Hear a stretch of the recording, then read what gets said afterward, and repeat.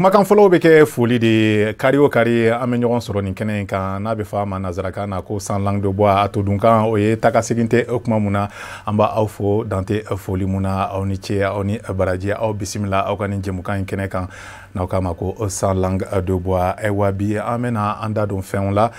minnu bɛ an bɛɛ kan bari sabu ka da kan an bɛɛ b'a dɔn k'a fɔ ko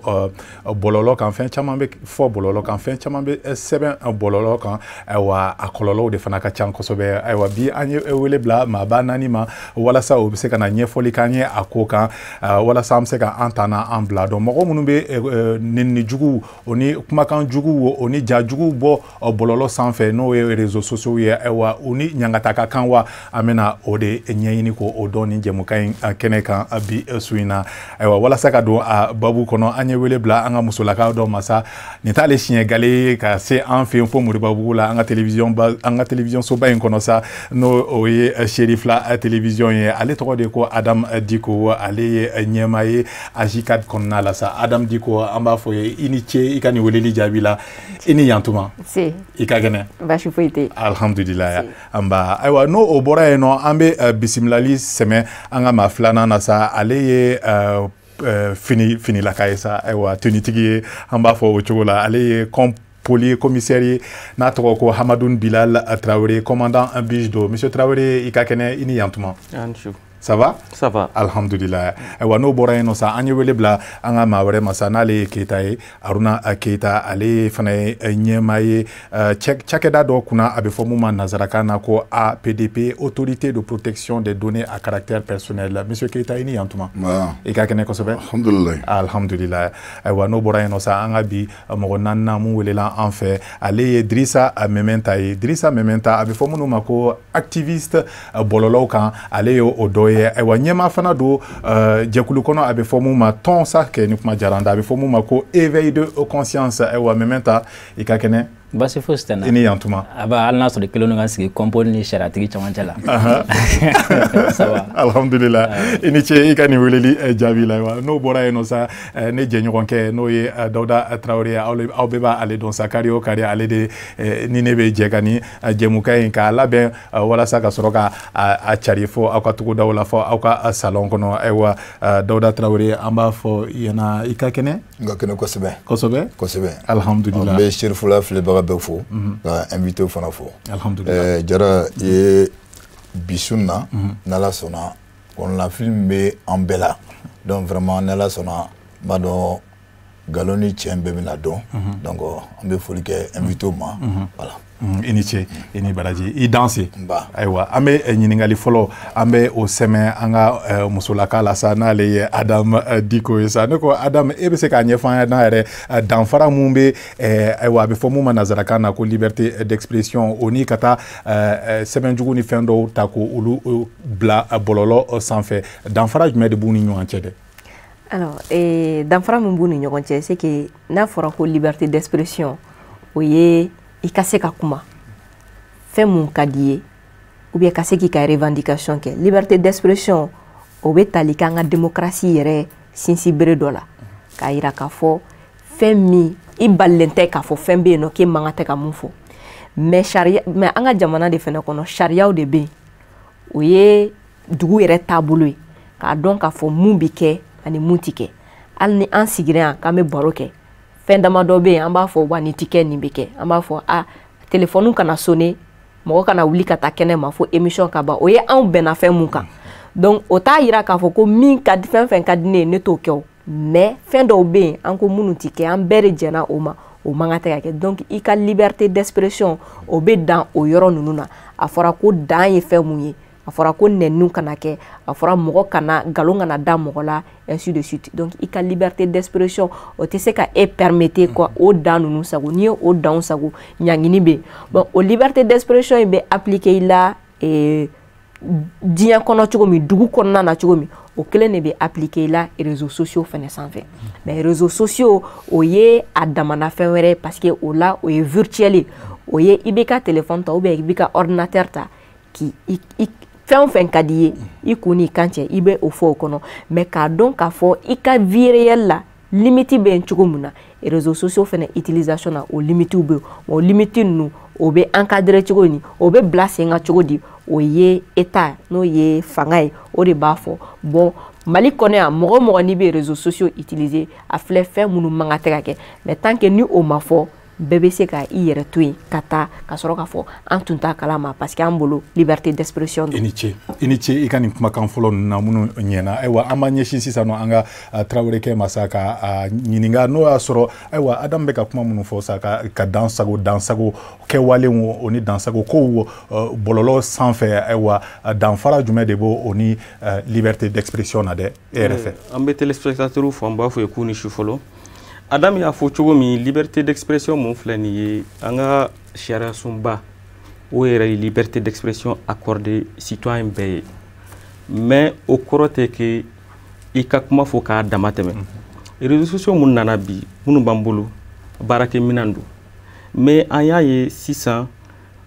mɔgɔw dɔw bɛ ka réseaux sociaux ninnu utiliser ka tɛmɛ baara yɛrɛ kan k'a kɛ fɛn wɛrɛw ye i n'a fɔ nɛni ka ɲɔgɔn buruja ka ɲɔgɔn lebu donc o fɛn n'o ye fɛn dɔw ye fɛn mun man ɲi Adam y'a fɔ cogo min sariya dɔw taara sariya kura dɔw taara salon décembre kalo la pour que k'a yira maliyɛnw na liberté d'expression bɛ yen mais k'a fɔ ko fɛn min ka di ye k'i b'o fɔ i n'a fɔ mɔgɔ nɛni mɔgɔ burujali ou bien ka nkalon da mɔgɔ ma o man kan n'o kɛra sariya mun taara sanction b'a kɔnɔ mun kan k'o tigi ɲangata. Ayiwa ɲangatali kan ka kɛ sa barisabu ka d'a kan mɔgɔ man ka tɛ ka dansago walew kɛ bɔlɔlɔ sanfɛlaw la ayiwa an dun ɲɛ b'a la k'a fɔ ni waati ninnu na a tɔ bɛ ka juguya a tɔ bɛ ka walankata ka taa a fɛ de ye e mun bɛ bɔ cakɛda la cakɛda mun ka baaraw ɲɛsilen bɛ ka mɔgɔw ka données ko olu lakana ayiwa aw bɛ se ka ɲɛfɔli jumɛn de k'an ye ninnu danfara ni ɲɔgɔn cɛ dɛ i yamaruyalen don ka kuma dɔw fɔ sa nka i yamaruyalen tɛ ka kuma bɛɛ fɔ bɔlɔlɔ kan. Jarakɛ n b'i fo n bɛ téléspectateurs bɛɛ fana bɛ fo u ni su Adam ni komi se k'a fɔ cogo min na tiɲɛ don sariya bɛ yen an ka sariyaba yɛrɛ ko mɔgɔ bɛ se ka hakilina fɔ ka sɔrɔ ko min sɔrɔ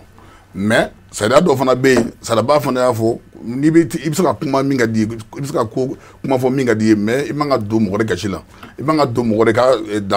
ka danfara dɔ dan dɔ bɛ bɛɛ la e bɛ se k'i yɛrɛ yira mais i man ka bɔ ni mɔgɔ wɛrɛ ka mɔgɔ wɛrɛ yira donc an ka baara a bɛ de bɛ ka baara o de ye mɔgɔw ka ko ye mɔgɔw ka kunnafoni fɛn b'a to mɔgɔnifin bɛ dɔn k'e karisa ye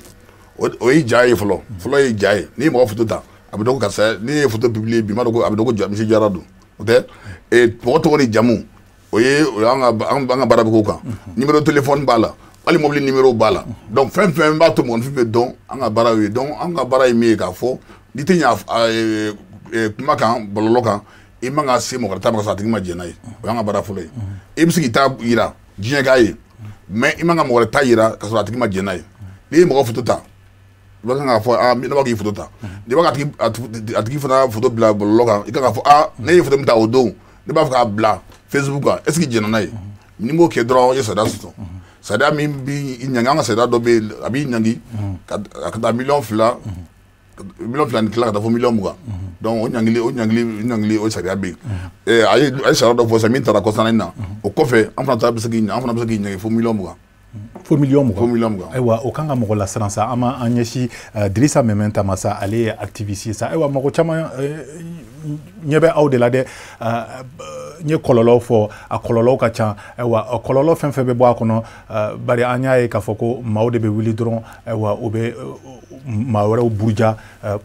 réseaux sociaux ninnu kan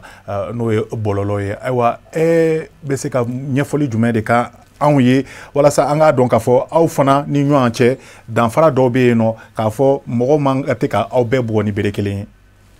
An bɛ an filɛbaga bɛɛ lajɛlen fo ani minnu bɛna lajɛ réseaux sociaux fana sanfɛ don n'a natɔ la an b'u bɛɛ lajɛlen fo i n'a fɔ u ye liberté kuma min fɔ fɔlɔ d'abord il faut que liberté d'expression bɛ yen Facebook fana bɛ liberté wɛrɛ di mɔgɔw ma fɔlɔ min fana ti a tigi bolo par exemple i kelen sigilen i ka so kɔnɔ n'i ko k'i bɛna kuma jamana peut-être i bɛna permission demander dɔ fɛ ou bien i bɛna fɔ dɔ ka micro d'i ma mais Facebook bɛ se k'a to i kelen bɛ se k'i sigilen to i ka so kɔnɔ i bɛ kuma diɲɛ bɛɛ lajɛlen b'i ye ou bien mɔgɔ caman b'i ye maintenant e bɛna taga kuma min fɔ o ye i yɛrɛ de ye. I yɛrɛ bɛ tɔgɔ min na i bɛna taga o kuma de fɔ o de la a b'a ye fɛn caman bɛ fɔ fɛn caman bɛ kɛ tiɲɛni caman bɛ don a sanfɛ mais an b'a ɲini mɔgɔ kunda de mɔgɔ min bɛ ka kuma mɔgɔ sugu jumɛn de don dɔnniya sugu jumɛn b'a la lamɔ sugu jumɛn de bɛ a la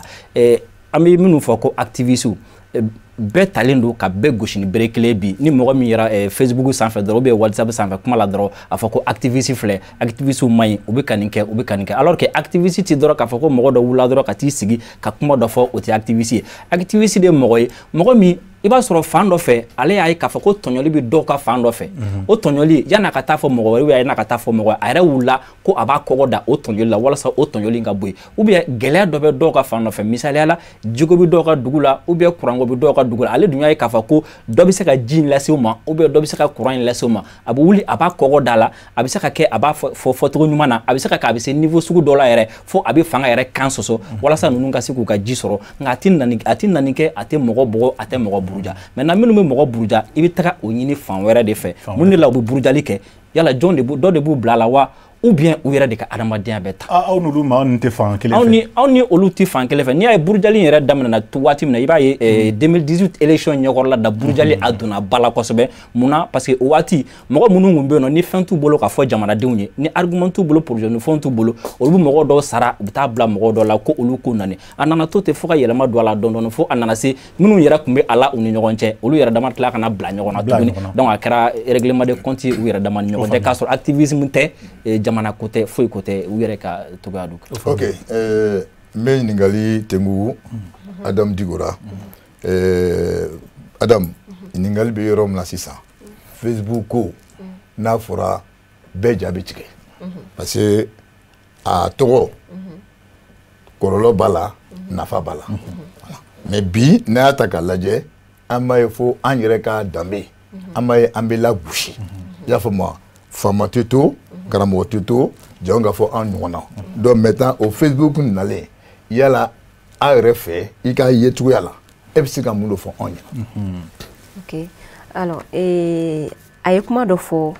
n'i ye bɔlɔlɔ ta k'a lajɛ bɔlɔlɔ tɛ dɔwɛrɛ ye an ka sigida bɛ cogo min bɔlɔlɔ bɛ bɔ ni o de a tɛ kɛ i n'a fɔ ko Facebook nana comportement dɔ tun tɛ ne na ne Adam na ne tun tɛ sɔn ko dɔ ma mais Facebook nana Facebook y'o don ne na b'a sɔrɔ ne tun ma occasion de sɔrɔ k'a kɛ Facebook nana Facebook ye o da di ne ma Facebook ye o opportunité di yan n b'a kɛ Facebook y'a to bi a ye min fɔ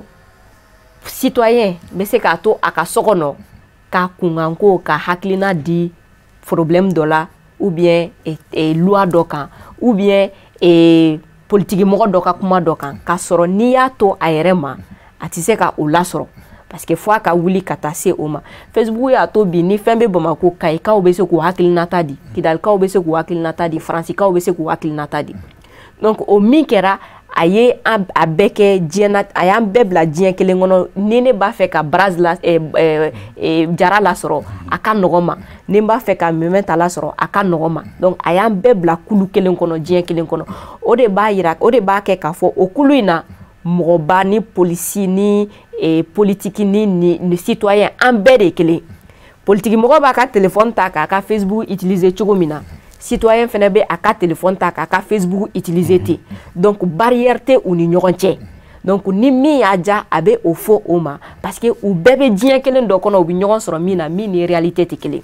donc o diɲɛ nin na n'u bɛ ɲɔgɔn sɔrɔ ni politiki mɔgɔ ye min kɛ ni min tɛ bɛn ale ma a bɛ se k'a fɔ a ma yen nɔ n'i ye nin acte in kɛ nin acte in man ɲi ou bien a b'a kɛ an b'a fɔ mɔgɔ minnu ma mɔgɔbaw i n'a fɔ an ka religieux ou bien an ka politiki kunda ou bien an ka dugutigilakaw ni fɛnw i b'a sɔrɔ fɔlɔ a tun ka gɛlɛn citoyen ma ka dɔn i bɛ bɔ olu ka ko kalama cogo i bɛ se k'a mɛn radio de la ou bien k'a ye télé la mais k'a ye don o don i bɛ se k'a tigi ye réseaux sociaux kan ou bien i bɛ se k'a tigi ka vie fɛn dɔw bɛ yen nɔ mɔgɔ wɛrɛ ka bɔ n'o i ka bɔ o kalama Facebook nana ni o ye o b'a yira k'a fɔ i bɛ se k'i hakilinata di a tigi ka ko kan o hakilina dili la dɔw ta bɛ kɛ ɲuman ye tout comme dɔw ta bɛ kɛ juguman ye mais Facebook de tɛ k'a fɔ ko Facebook de mɔgɔw bila ka juguman kɛ Facebook nana sɔrɔ an bɛ juguman kɛ kɔrɔlen mais Facebook kɛra occasion ye an ma dɔrɔn ne tun bɛ juguman min kɛ n ka quartier la a b'a to bi Kidalikaw b'a dɔn k'a fɔ ko ja o juguman in o bɛ se ka kɛ wa a bɛ kɛ nin quartier in na donc Facebook nana de k'a yira diɲɛ na mais a min bɛ exister mɔgɔkɔrɔba dɔgɔya ou bien ka politiciens ou interpeller ka loi revendiquer o tun bɛ yen fɔlɔ mais Facebook nana ka na poids de d'a ma surtout min ye revendication ye fɔlɔ la i b'a sɔrɔ politique mɔgɔw an ɲɛ bi da o kan dɔrɔn ni élection wagati mais bibi na avec les réseaux sociaux ou obligé le no kuma bɛ ka bɔ parce que mɔgɔw bɛ taa u kama réseaux sociaux kan mɔgɔw bɛ taa u kɔrɔfɔ mɔgɔw bɛ taa u ye wale minnu kɛ n'a ma ɲa mɔgɔw bɛ taa a f'u ye an y'a ye k'a fɔ an yɛrɛ ka jamana bibi na n'i y'a politique ko ta k'a lajɛ Facebook ni Twitter ni WhatsApp jɔyɔrɔba b'a la hali n'an y'a ye k'a fɔ ko fɛn min tɛ ka se ka kɛ ni bɛɛ wulila k'a kuma fɔ réseaux sociaux la an b'a ye an ka faamaw u bɛ wuli k'a ko ta ni sɛbɛ. Ok, Monsieur Kompol. Traoré, donc ñi ngali mu tengu Adam na emu commissariat parce que ñaay ka kumana ay loi do 66 mama ko 2015 ou 2018 là bon yala depuis ni barandira ma ay siraka ay tokoti yani loi yere ka promulguer an kumbe baraka Facebook ani réseaux sociaux caman kan aya fo cogo mi ina fo Facebook nana aya soro an kun bɛ ko dɔw kɛ mais an kun b'a kɛ dogo la mɔgɔw tɛ bɔ a kalama mais bi buna Facebook WhatsApp a kɛra minɛn dɔ ye mɔgɔ bɛ se ka fɛn mun utiliser pour que kun bɛ se ka fɛn mun fɔ dogo la ou bien k'a f'i ka famille kɔnɔ ou bien k'a fɔ gɛrɛn na k'a to mɔgɔ caman ka bɔ a kalama donc minɛn mun don minɛn ɲuman don mais an bɛ ka utiliser cogo min o utiliser cogo de man parce que bi bina do yere be bara wɛrɛ tout la ka taa Facebook kan fɛn mun man olu b'o dɔrɔn de fɔ fɛn mun man olu b'o dɔrɔn de kɛ ka sɔrɔ dans la vie k'a fɔ ko fɛn bɛɛ man hali n'u ye ne yɛrɛ ta k'a fɔ n ka fɛn bɛɛ ka ɲi ayi fɛn dɔw bɛ ne la o ka ɲi fɛn dɔw bɛ ne la o man ɲi mais e k'i sigi dɔrɔn fɛn mun man ɲi mɔgɔ kan ou bien a ye fɛn mun kɔ n'o man ɲi i b'o dɔrɔn de fɔ o de man ɲi ka b'o la burujaliba nɛniba ɲɔgɔn dɔgɔya o tɛ an yɛrɛ ka danbe ye o tɛ an yɛrɛ ka danbe ye donc obligatoirement c'est que an ka autorités y'o de ye u ye loi in ta pour dissuader les gens minnu b'a baara la u k'a dabila mais an ta ye répression de ye i n'a fɔ fɛn dɔ kɛra mun man ɲɛ an kan ka sariyatigiw dɛmɛ pour que k'a ɲagati mais service wɛrɛw bana bɛ yen minnu bɛ sensibilisation na minnu b'a fɔ aw kana nin kɛ aw kana nin kɛ aw kana mɔgɔw buruja aw kana nkalon da mɔgɔw la mais an kɔni t'a to ye de an kɔni t'a ni tiɲɛni de kɛra pour que a tigi ka dɔn a ye fɛn mun kɛ o man ɲɛ ani nin ka kan. Monsieur Keita Haruna donc o ɲininkali kelen ye an b'o tengu komi e yɛrɛ fana o k'i ka tɔn dɔ fana sigi bɛ olu kama baarakɛyɔrɔ voilà cakɛda donc mais ta bɛ se ka mun fɔ an ɲɛna. commissaire a fɔ cogo min na o kelen don Diko fana y'a fɔ n bɛ segin ka kuma kan dɔɔni Facebook go a ka ɲi a utilisation ɲuman b'a la mais an ka baara ye min ye k'a fɔ mɔgɔw ye tiɲɛ don a ka ɲi i bɛ se ka ko caman dilan n'a ye mais an ka baara ye min k'a fɔ mɔgɔw ye n'i b'a kan i yɛrɛ bɛ taa kan fɔ i yɛrɛ kisi i yɛrɛ tɔɔrɔ ma fɔlɔ o ye mun ye i kana bɔ n'i yɛrɛ ye parce que Facebook nana ni o bɛ bana de ye o nana ni bana de ye mɔgɔninfin na a bɛ mɔgɔ bila i bɛ bɔ n'i yɛrɛ ye n'i bɛ drogue ta mɔgɔ bɛ i dogo ka drogue ta sisan a bɛ drogue ta sisan a b'a filmer k'a publier a yɛrɛ b'a yɛrɛ policiers bɛ se k'a ye muso caman minɛna ten dɔgɔtɔrɔ caman minɛna ten policiers fɛ u b'u yɛrɛ filmer k'a yira diɲɛ na an ka baara ye min k'a fɔ n'i tɛ tali kɛ Facebook kan i k'i yɛrɛ sutura fɛn bɛɛ tɛ fɔ fɛn bɛɛ tɛ publier o y'an ka baara fɔlɔ ye filanan ye min ye n'i tɛ tali kɔ fana a kan wajibi tɛ mɔgɔ ka taa kan mais n'i taara nafa dɔw b'a la mais n'i taara kan fana i ka mɔgɔ tɔ hakɛ to u tɔ hakɛ to ye mun ye ka n'u photo publier ka sɔrɔ ma jɛn n'a ye activiste bɛ yan activiste bɛ mɔgɔw photo ta ka publier parce que u ye activiste man ka kɛ a n'a ɲɛfɔ ye kun minnu b'a kɛ an ka sariya b'a kɔn ni mɔgɔ activiste ye mɔgɔw photo publier ou k'i kumakan publier a ka page kan ka sɔrɔ i ma jɛn n'a ye i bɛ se ka plainte k'a kan anw fɛ yen a BDP la parce que sariya min don mɔgɔ bɛ taa i yɛrɛ ye i ta i yɛrɛ ye n'a ka di i yɛrɛ yira diɲɛ na i lankolon mais i man ka mɔgɔ wɛrɛ yira diɲɛ na burujali dɔrɔn tɛ dɛ hali ka photo gansan ta mɔgɔ tɛmɛtɔ la mariage kɛyɔrɔ la o denkundi yɔrɔ la dɔnkɛyɔrɔ la ka photo ta k'a ta o ye sariya y'o kɔn fɔlɔ k'a ta ka sɔrɔ a ma jɛn n'a ye filanan ye min ye k'a publier fana ka sɔrɔ a ma jɛn n'a ye sariya y'o fana kɔnɔ an ka baara y'o de donc an ka baara ye fɔlɔ ye min ka mɔgɔw sensibiliser ka mɔgɔw bilasira k'a fɔ nin ko in a ye sira ɲɛ a ka ɲi dɛ mais sira ko don an yɛrɛ bɛ ɲɔgɔn nɛni min kɛ dɔrɔn tɛ ko wɛrɛ b'a jukɔrɔ min ka bon n'o bɛɛ o ye tubabu ta ye tubabu de b'a fɛ k'a dɔn an yɛrɛ bɛ cogo min an bɛ lahala min na an fɛ yan tubabu b'a k'u bɛɛ dɔn o ye filanan ye sabanan activiste dɔrɔn tɛ an y'a fɔ kuma dɔ la waati dɔ la réseaux sociaux ka bɔlɔlɔ kan mɔgɔ dɔw bɛ yen ko journaliste don i b'a ye a ye télé aw ka télé u bɛ lajɛ ka tɛmɛ aw ka télé kan télé tɛ yamaruya t'u bolo sariya tɛ Mali la min bɛ u yamaruya ka mɔgɔ photo ta yamaruya t'u bolo min bɛ u yamaruya ka mɔgɔ kuma mɔgɔ kan u bɛ kuma bɔ radio u bɛ kuma i n'a fɔ télé ka sɔrɔ a yamaruya t'u bolo donc o de ka jugu parce que u bɛ lajɛ an y'an ka jateminɛ u bɛ lajɛ ka tɛmɛ télévision so dɔ kan Mali kɔnɔ bi donc an ka baara ye min ye k'a fɔ mɔgɔw ka sabali k'a fɔ i man ka mɔgɔ ja kuma mɔgɔnifin yɛrɛ kan n y'a fɔ waati dɔ la ni hali i welela fangaso la bi k'i welela pôle économique la bi ko dɔ b'i kun kan n t'a dɔn mɔgɔ b'a fɔ ye sɔni e yɛrɛ ka se yen o sɔrɔ e photo publié ka ban o mɔgɔ ninnu sariya b'u bolo jɔn ka yɔrɔnin fɔ sariya b'u bolo n'i photo publié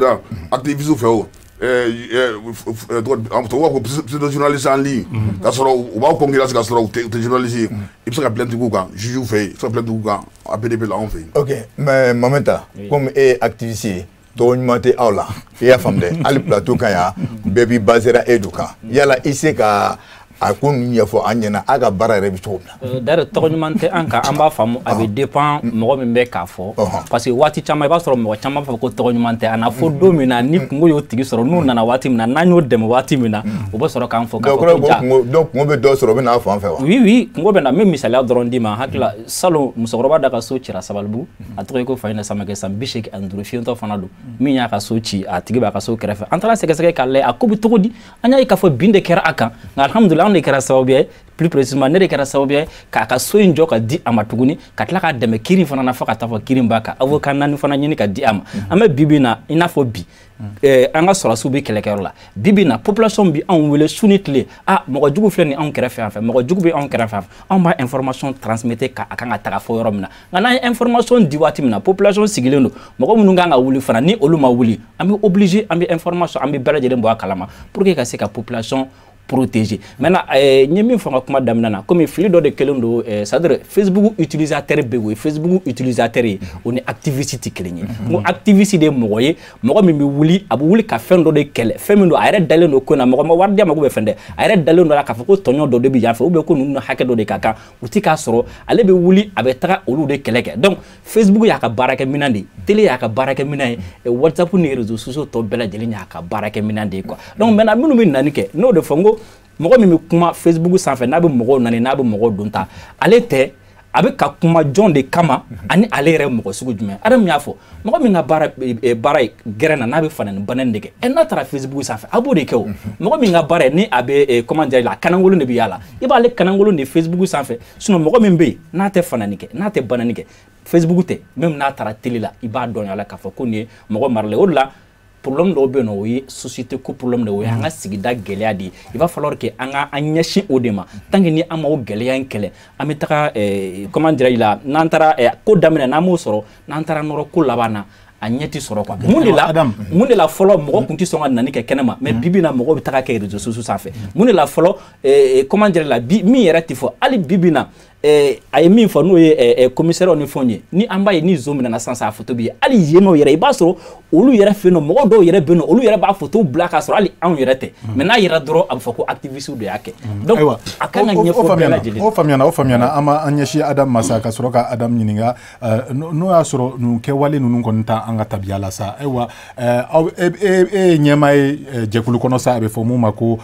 AJICAD mun bɛ fasoden ɲumanya yɛrɛ ko fɔ aw bɛ se ka a fɔ an ɲɛna aw kɛlen bɛ ka wulikajɔw jumɛnw de kɛ walasa ka mɔgɔw sɔn hakili la halisa u k'a dɔn k'a fɔ ko ka maaba buruja ka maaba neni réseaux sociaux ninnu kan sa n'o ye bɔlɔlɔ ye sa ayiwa k'a fɔ ko fɛn do dankari kan ka ko u la wa sisan fana an kɔni bɛ min kɛ o ye sensibilisation ye mais anw ka sensibilisation tɛ ɲɛsi k'a fɔ ko a ye maaba bonya a ye maaba dɔgɔya an ka sensibilisation bɛ boli réseaux sociaux yɛrɛ a bɛ se ka nafa jumɛn de ɲa aw ye a bɛ se ka tiɲɛni jumɛn na don aw kun parce que mɔgɔ fɛnɛ tɛ wuli dɔrɔn k'i yɛrɛ kɛ i ye maaba ou bien i ye maadenni i kɛwale de b'i ka ye a ye min fɔ mɔgɔ min ka baara ye mɔgɔ dɔgɔya ye o bɛ mɔgɔ dɔgɔya dɛ i kɛra maaba ye i kɛra maadenni ye o b'i dɔgɔya maintenant mɔgɔ caman dɔgɔyalima caman fɛnɛ bɛ réseaux sociaux kan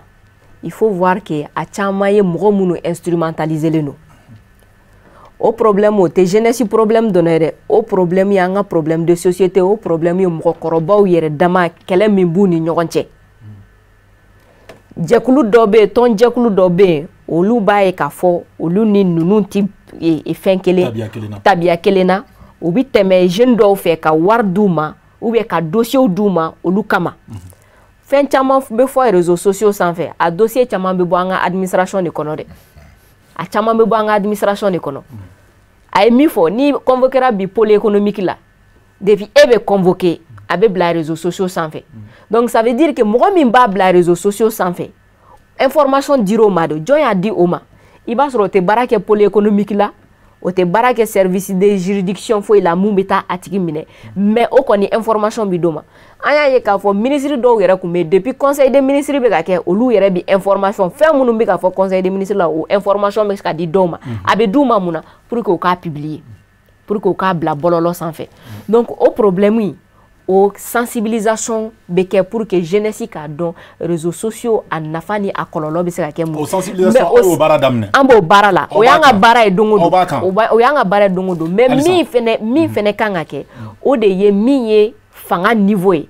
k'a dɔn k'a fɔ fɛn bɛ yen bi n'a bɛ fɔ o ma réseaux sociaux ni a limite kan ka yira mɔgɔw la k'a yira mɔgɔw la a dan ye jumɛn an bɛ se ka fɛn bɛɛ kɛ fo ka taa se jumɛn ma a n'a kan ka ni fɛn minnu kɔnniyanen don o ka kɔnniya bɛɛ ma mais a kana kɛ ka wuli ka fɛn dɔ kɔnniya ko parce que activistes b'o olu utiliser parce que bi bi in na Mali la ni fɛn caman bɛ kɛ ni loi caman bɛ ta ou bien ni disposition caman bɛ ta i b'a sɔrɔ a bɛ ta ni kɔni ye mun ye digital ta fanfɛla ye fɛn fɛn ye numérique i n'a fɔ réseau bɔlɔlɔ ninnu i b'a sɔrɔ activistes bɛ fɛn dɔ kɛ o bɛ ka marcher très bien donc nin ko in il faut que an ka wuli an ka texte dɔ ta ou bien an ka mesure dɔ ta pour que k'u lajɔ donc a bɛ taa ni kɛlɛ ye kuma di an ka polisikɛ ma sa ayiwa n'o ale Traoré ka maaw buruja ayiwa bɔlɔlɔ sanfɛ ka maabaw lakari Adam bɔra k'a fɔ a ka kuma la ko olu kɔni bɛ se ka mun kɛ o ye sensibilisation de ye ayiwa n'o y'a sɔrɔ maa mun jogo ye nɛni ye o bɛ nɛni kɛ ayiwa olu nɛnikɛla ninnu olu kojugukɛla ninnu bɔlɔlɔ kan o aw kɛlen bɛ ka ko jumɛn de boloda walasa k'u ɲangata ɲangatali min b'a to u t'a kɛwale ninnu kɛ tuguni an ka jamana in kɔnɔ. Yala n y'a f'i ɲɛna cogo min depuis a daminɛna n ko i ma ko loi kura dɔ votera an fɛ yen ko la loi numéro 2019-056 du 5 décembre 2019 mun bɛ mɔgɔw ɲangata minnu bɛ nɛni ani mɔgɔ dɔgɔya ani mɔgɔ buruja kɛ réseaux sociaux sanfɛ réseaux sociaux k'a fɔ ko fɛn mun bɛ f'a kan a bɛɛ ye kumalankolon ye ayi réseaux sociaux yɛrɛ filɛ nin ye baarakɛminɛn don baarakɛminɛn mun don a bɛ jamana dɛmɛ jamanadenw fana dɛmɛ pour que ka se ka kunnafoni ɲumanw di ɲɔgɔn ma mais ni aw y'a kɛ nɛni ye galontigɛ nanbara yuruguyurugu l'état est obligé ka moyen dɔ ta pour que au moins minnu bɛ réseaux sociaux utiliser k'a dɔn aw bɛ se k'a utiliser mais k'a fɔ k'aw b'a utiliser ka taa mɔgɔ wɛrɛ galon da mɔgɔ wɛrɛ la ou bien ka taa kuma jugu fɔ mɔgɔ wɛrɛ ma sariya tɛ sɔn n'o ye sariya tɛ sɔn n'o ye. misali la o kalo kɔnɔ aw bɛ se ka aw tɛgɛ da maa joli de kan dɛ a ko ninnu kan kojugukɛla ninnu kan. kojugukɛlaw an ye kojugu ɲinan dɔrɔn 2020 dɔrɔn an ye kojugukɛla caman minɛ minnu tɛ mɔgɔ minnu bɛ n'u kɛ réseaux sociaux sanfɛ parce que a fɛn fɛn fana tɛ kelen a dɔw bɛ yen u b'u wele ko cybercriminel minnu bɛ réseaux sociaux utiliser ka nanbaraw kɛ ka mɔgɔw ka nafolo minɛ o la ou bien k'a fɔ k'i gagnera fɛn dɔ la ka fɛn minɛ o la o fana bɛ yen minnu bɛ mɔgɔw bɛ nɛni minnu bɛ mɔgɔw buruja réseaux sociaux kan an kɔni an bɛ ɲɔgɔn na don o don mais maintenant cybercriminalité o ye nouvelle matière de ye n y'a f'i ɲɛna cogo min o yɛrɛ de bɛ ka mɔgɔw sɛgɛn bi parce que hali banque yɛrɛ attaquelen don les opérateurs économiques u attaquelen don dɔw bi sigi yɔrɔ dɔ la dɔrɔn dɔw ka profil ta k'a yɛrɛ kɛ i n'a fɔ ministre don ou bien k'a kɛ directeur de société don ka mɔgɔ dɔw wele k'a fɔ marché dɔ bɛ n bolo nin di bɛ se ka marché in d'i ma u ye mɔgɔ caman ka nafolo bɔsi o tigi la ɲinan yɛrɛ an ye mɔgɔ dɔw minɛ groupe mun don u tun bɛ jamana caman de kan a dɔw tun bɛ Mali la yan a dɔw fana tun bɛ jamana wɛrɛw kan an kɛrɛfɛ jamanaw la u sera kɔni ka wari minɛ mɔgɔ dɔw la faama dɔw ka mɔgɔw la faamaw yɛrɛ tɛ parce que u b'u yɛrɛ bila i n'a fɔ k'olu yɛrɛ de ye faama ye parce que u b'u ka photo de ta k'a bila réseau sanfɛ pour que mɔgɔw ka sɔn u ye wari minɛ mɔgɔ dɔ la mais ala barika la an sera ka don minɛ jamana in na yan Mali la yan a y'a sɔrɔ a to kun bɛ jamana wɛrɛ kan mɔgɔ bɔɲɔgɔnko joli la an ye mɔgɔ 3 minɛ yan Mali la yan a kun b'an kɔnɔ mɔgɔ 3 wɛrɛ de kun bɛ jamana tɔ ninnu kan mais an ye enquête kɛ an bɔra a kalama ko yenfɛ jamana olu fana ye mɔgɔ minnu minɛ a kun ka ca ni mɔgɔ 4 ye parce que mɔgɔ mun kun fɔra ninnu ye ja mɔgɔ wɛrɛw fana bɛ olu kɔfɛ minnu ye ninnu bɛɛ jɛkulu in bɛɛ ka chef ye mais a bɛɛ sera ka minɛ ala barika la mais ne b'a fɛ k'i ɲininka yɔrɔ min na i ka kuma na Jara ye ɲininkali dɔ kɛ an bɛ nɛni ni burujani fɛ réseaux sociaux kan yala est ce que aw yɛrɛ fɛ depuis a ye baara in daminɛ a y'a tɛgɛ da mɔgɔ dɔw kan k'a fɔ ko an ye karisa minɛ a kun bɛ a ye nɛni kɛ a ye nin kɛ a ye nin kɛ mais ne tɛ cyber criminalité nin ma question kelen nin ma fɛ kɛ wala bon o kɔni aw yɛrɛ bɛ réseaux sociaux kan aw b'a ye diɲɛ don o don u b'a fɔ ko nin taara biji la de nin bɛ enquête la biji la de nin ye nin nɛni yan a taara kaso la a ye nin kɛ bon a ka ca mɔgɔw b'a suit bon comme ne mana pour que ka kuma dossier kan ne nana pour que ka kuma burujali ani utilisation kolon mun bɛ kɛ ni réseaux sociaux sanfɛ ne nana kuma o de la n'o tɛ bɛɛ b'a dɔn mɔgɔ dɔw minɛna dɔw taara kaso la parce que u ye nkalon da dɔw la dɔw taara kaso la parce que u ye dɔw nɛni bɛɛ bɔr'o kalama Mali bɛɛ bɔr'o kalama o faamuyana an b'a ɲɛsin Keyita kɛ ma sa Keyita ayiwa Tarawele bɔra k'i da maga kuma min na sa ayiwa n'i y'a jateminɛ nɛni ni burujali olu kɔfɛ ayiwa fɛn wɛrɛw bɛ kɛ bɔlɔlɔw sanfɛ mun ye ka mɔgɔw namara ni nafolo kasabi caman ye ayiwa aw minnu ka cakɛda ɲɛsilen bɛ ka mɔgɔw ka nafolo n'u ka données yɛrɛ lakana aw kɛlen bɛ ka fɛɛrɛ jumɛn de sigi sen kan walasa o kana se ka kɛ an ka jamana kɔnɔ dɔ k'i sigilen to fo yɔrɔ jan an bɛ misali ta Abidjan kan misali dɔ don dɔw bɛ se k'i to Abidjan k'a fɔ k'a bɛ dɔ namara Mali la yan nɔ a dɔw bɛ se ka taa fo miliyɔn ba caman na aw kɛlen bɛ ka fɛɛrɛ jumɛn de sigi sen kan dɛ k'olu kɔniya ɲininkali diyara n ye mais sani k'i ka ɲininkali jaabi ɲininkali dɔ kɛra la wala Tarawele la ɲininkali yɔrɔ dɔ bɛ yen fo mɔgɔw k'o dɔn fo a ka téléspectateurs k'o dɔn o ye mun ye policiers o juges olu tɛ se ka baara kɛ abada sariya yɛrɛ d'a fɔ fo plainte fo min yɛrɛ ɲinina f'i ka wuli ka plainte kɛ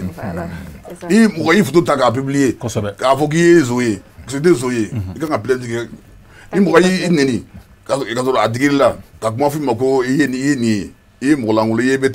tan n'a ma bɛn i ma i bɛ plainte de kɛ mais o plainte i ka hakɛ to i bɛ t'o déposer jɔn de bara de procureur i b'a ci procureur n'a bilara réseaux sociaux kan i bɛ se k'a bila Bamakɔ procureur bɛɛ fɛ Mali procureur bɛɛ ja in i ka nɛni yera yɔrɔ dɔ ka di yɔrɔ min ka surun la procureur min ka surun la i bɛ se ka taa plainte k'o fɛ yen n'a ye policiers bɛ baara kɛ a la procureur bɛ baara kɛ fo a ka b'i yɛrɛ la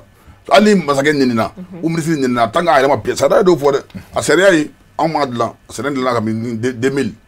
a sara nin y'a san 20 ye sariya dilanna pour que walasa journaliste kana se ka lajaba kojugu sariyatigiw fɛ donc tant que plainte ma bɔ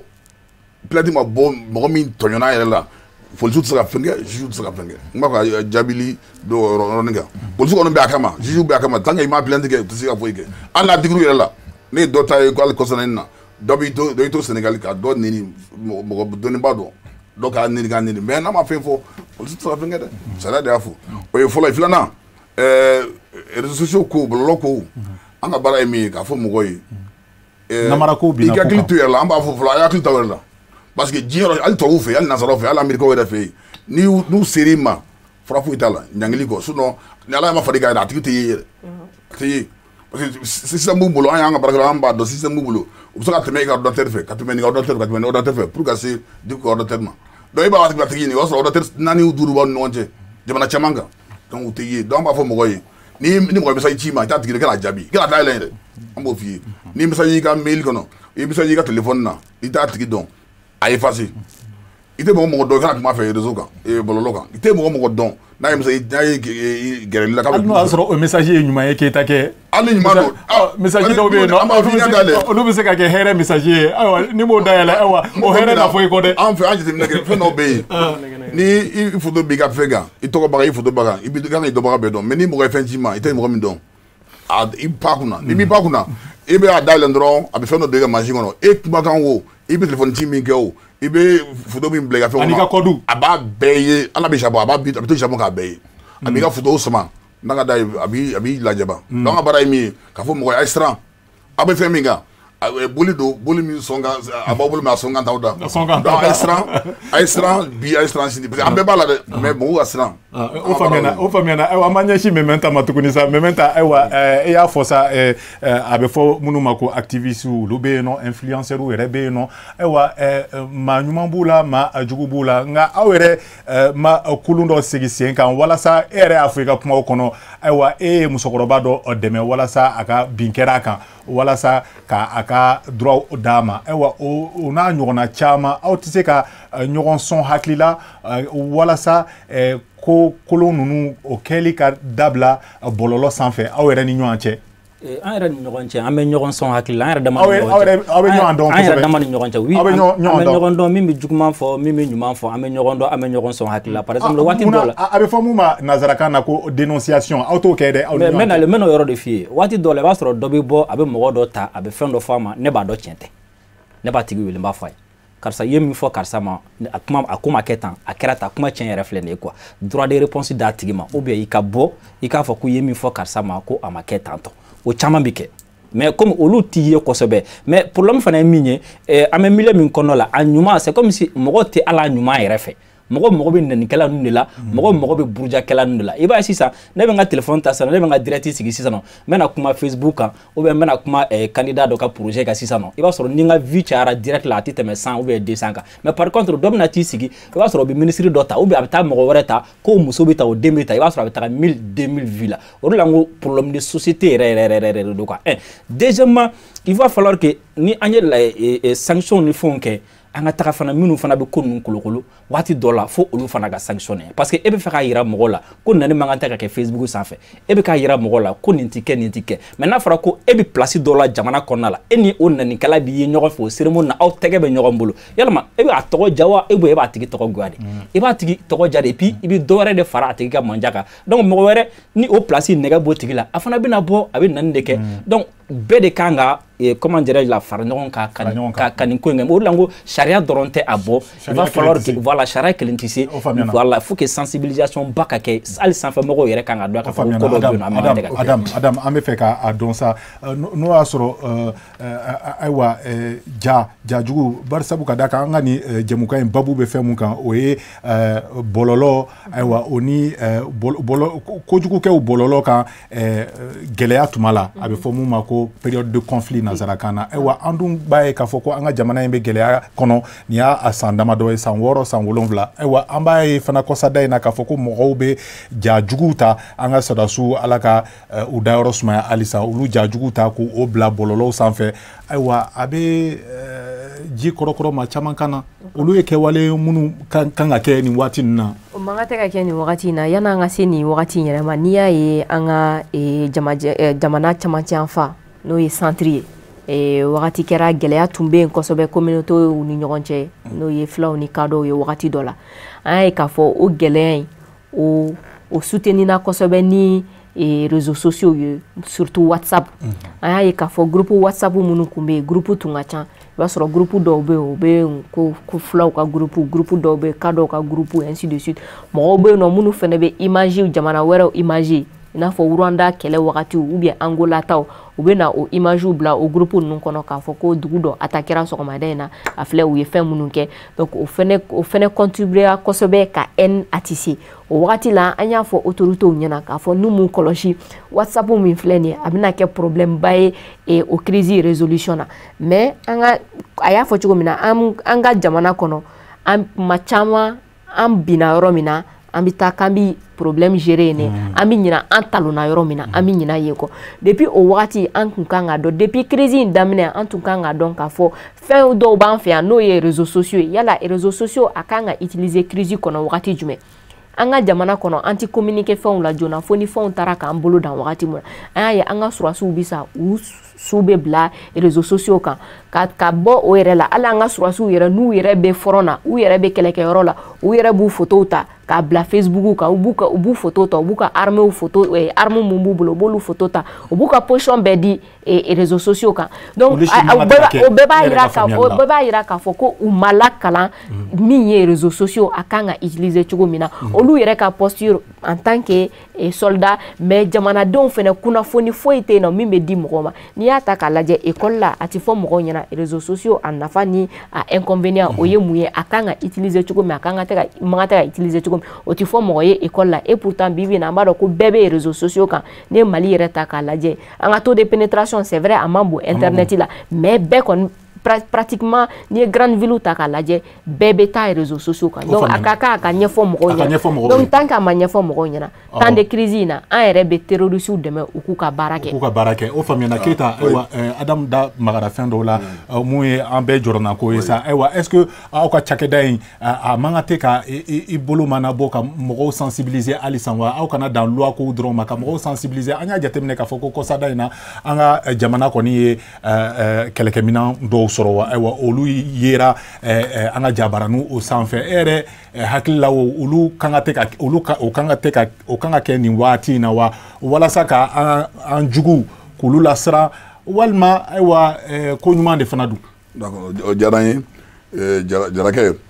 an ka baara tɛ kɛlɛkɛminɛnko o tɛ APDP ka baara an ka baara ye min ye mɔgɔ lahalaya photo a ye min fɔ sɔrɔdasiw bananiw photo mais an bɛɛ maliyɛn den de kalan dɔ bɛ yen min b'a fɔ guerre kalan ko pour ka se ka guerre gagner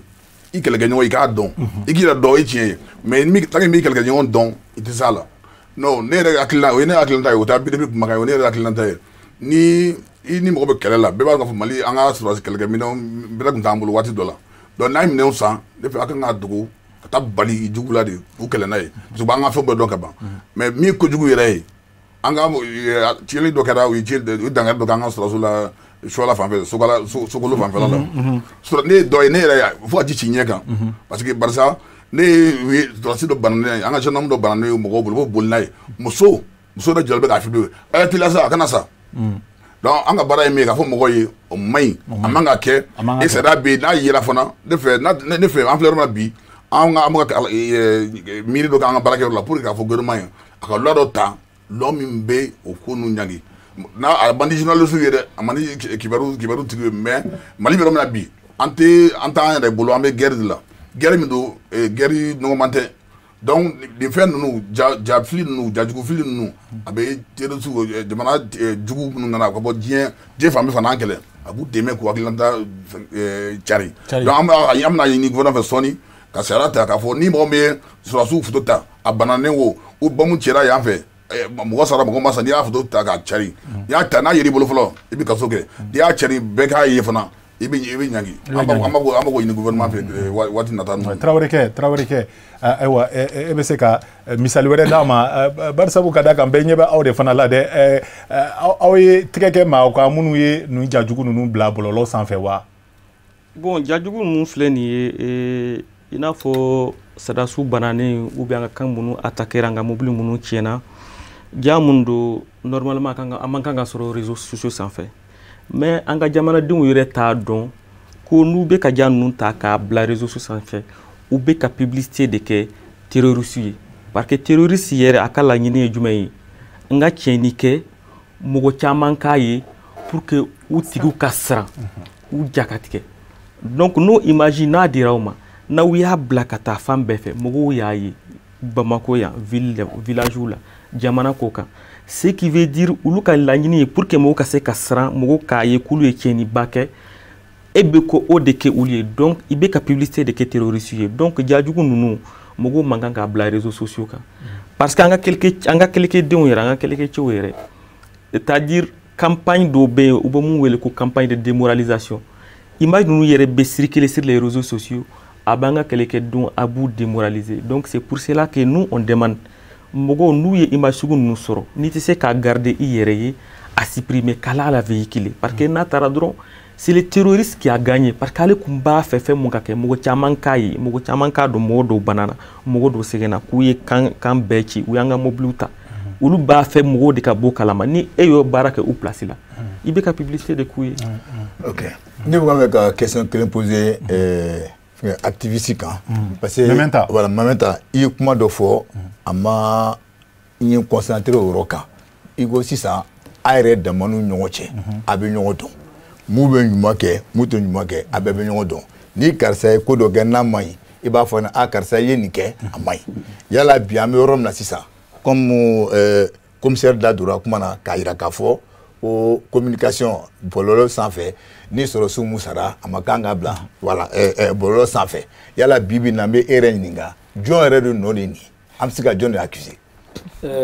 fɛn ninnu bilali la jɔn nɔ don i b'a kalama ko an bɛ kɛlɛ la jamana bɛ kɛlɛ la i b'a dɔn ni jamana bɛ kɛlɛ la bɛɛ lajɛlen mago bɛ kunnafoniya la wa bɛɛ lajɛlen mago b'a la waati dɔ la bon mɔgɔ minnu kan ka kunnafoniya di waati min na n'o olu ma di o waati il faut que an ka fɛn kelen dɔn yan anw ka armée labɛnnen don cogo min na terroristes fana ka mɔgɔw labɛnnen don ten u ka service de communication b'u bolo u bɛ machines de san ka di u ma ka fɛnw bɛɛ san ka di u ma pour que réseau comme compte bɛɛ lajɛlen b'u bolo o fana b'u ka message véhiculer donc ni attaque kɛra fan dɔ fɛ sisan ni anw ma ɲɛfɔli kɛ ka ɲɛfɔli min bɛ anw dɛmɛ joona olu de bɛ bɔ olu b'u ka ɲɛfɔli kɛ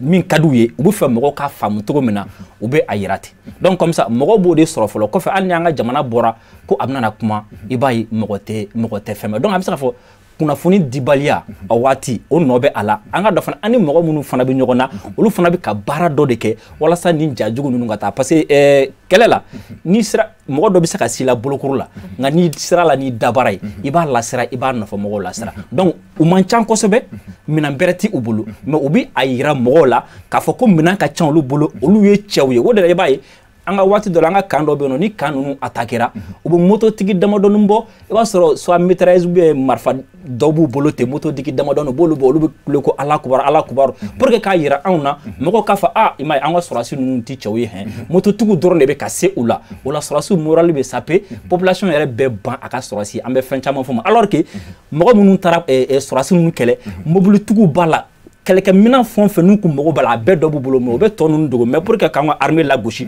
olu yɛrɛ b'o ta u b'o filmer u b'a passer u ka canaux de communication mais malheureusement an ka mɔgɔ fana caman bɛ yen nɔ u b'a véhiculer u ni ɲɔgɔn cɛ an ka fɛn dɔ fana fɔ ɲɔgɔn jamana in kɔnɔ jara a nafa ka bon kosɛbɛ jamana in kɔnɔ dɔw fana bɛ fɛ ka balo nin ko in na dɔw bɛ fɛ ka jɔyɔrɔ sɔrɔ a la olu ka sira tɛ foyi la olu kɔni n'u ye kunnafoniya sɔrɔ n'a bɛ se ka olu permettre k'u ka laɲini sɔrɔ ni a ye olu b'a partager olu ka sira tɛ la il faut que olu fana k'a dɔn k'a fɔ ko n'i y'a mɛn jamana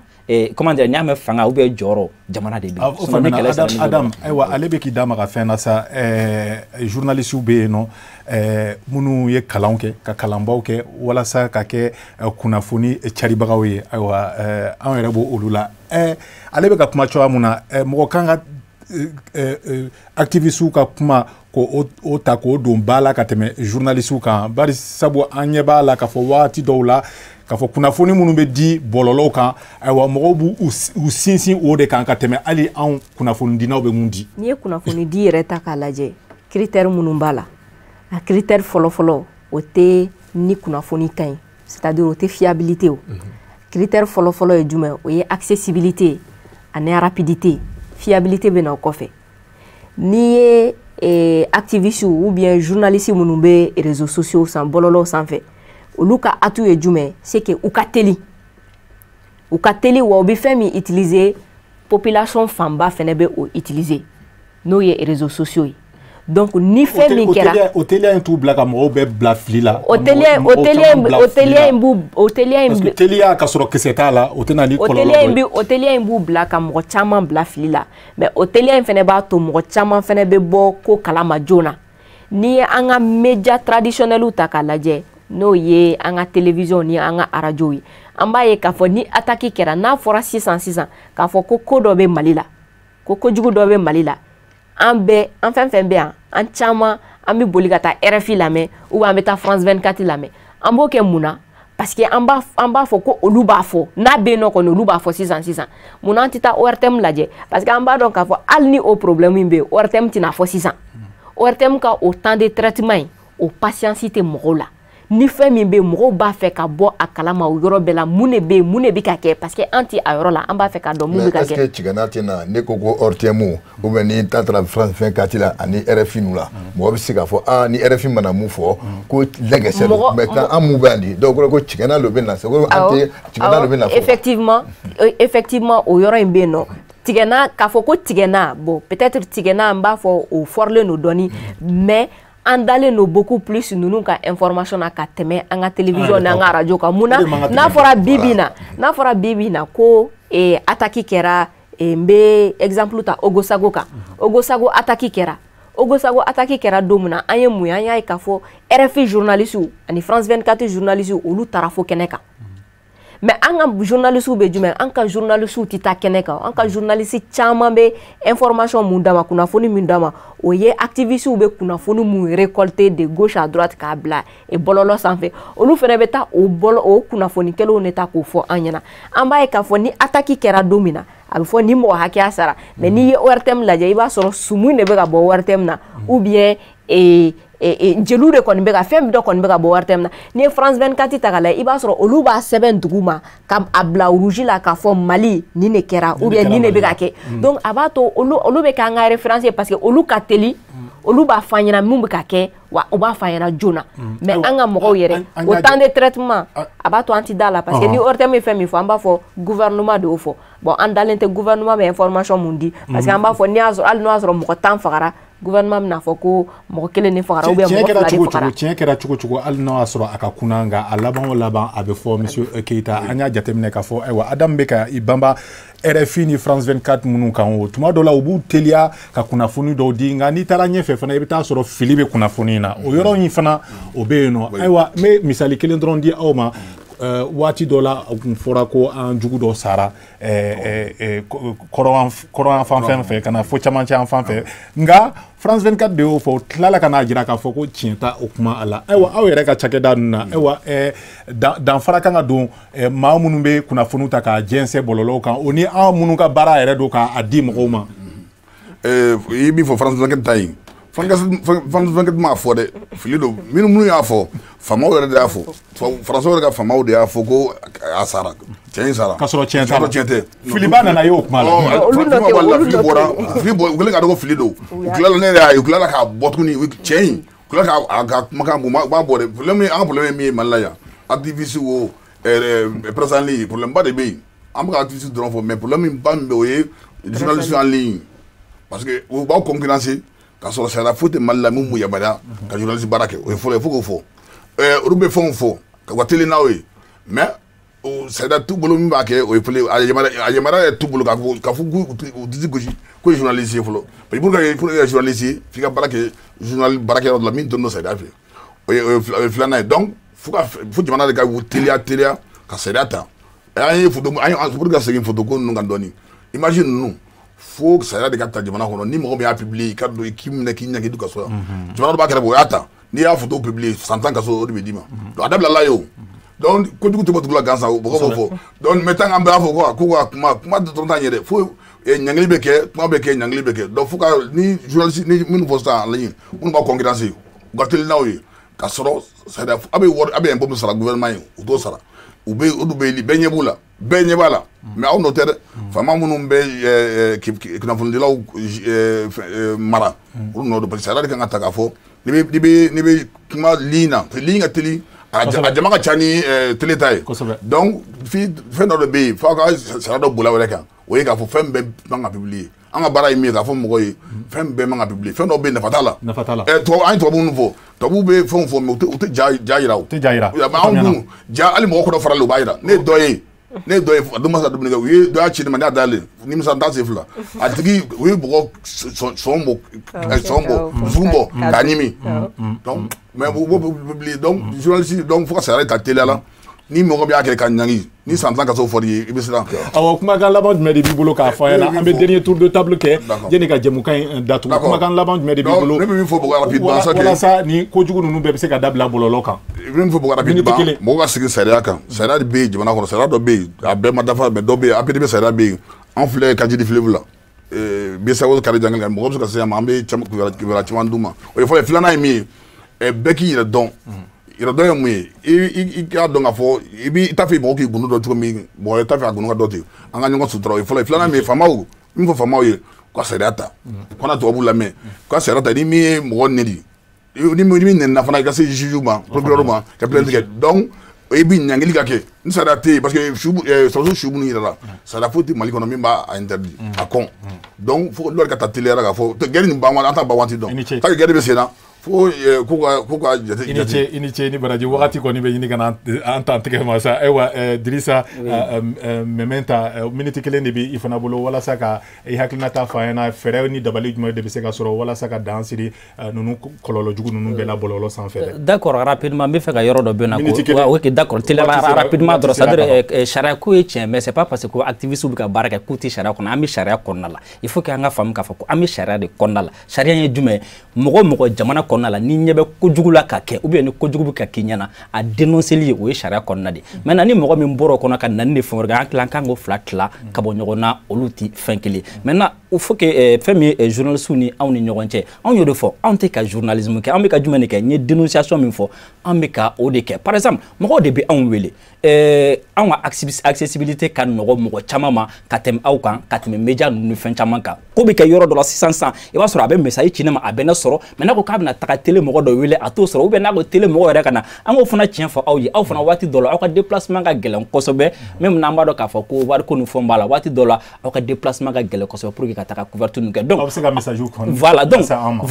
voilà o la ngumu de fo maintenant comme on soro li kan no ou bien on soro on ti war nyinu fe on te fo nyinu fe on fana ka nga kuna fona la serom na on be kuna fona la se maintenant telo de be se ka baraka ni d'accord rapidement pour ka bokuma na telo de be se ka baraka ni on be kuna fona mi soro on se ka bla telo ka disposition na rapidement pour que amisa ka population na parce que fembe kunye population ni baraji monsieur Traoré ewa kuma kan laban me de bi bolo sa jena amini jemu ka nda tuko jena ngasanga musula kama voilà kuma kan laban mbe mbolo ko ni o sensibilisation ne vraiment ou ka sensibilisation pour que mo kuma jugu fo dia jugu mogo ka éviter ka bla réseaux sociaux ka iniche